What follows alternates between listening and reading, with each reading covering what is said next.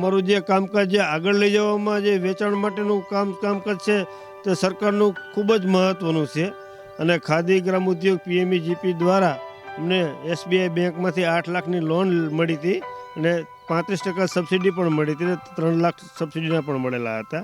એટલે સરકારશ્રીનો જેટલો આભાર માનવું એટલો ઓછો છે. વર્ષે અમારે 8 થી 10 ટનનું ઉત્પાદન છે અને અમે અલગ અલગ ફૂલોના મધ વેચીએ છીએ.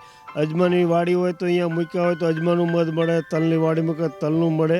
શરૂઆતમાં મેં 50 પેટીથી ચાલુ કર્યું હતું, હાલ મારી પાસે 650 પેટી છે.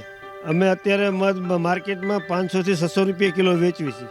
इसमें बस काम देख रेख करना पड़ता है, इसका शहद निकालना समय समय पे देख रेख और शहद भी निकालते हैं समय समय पे.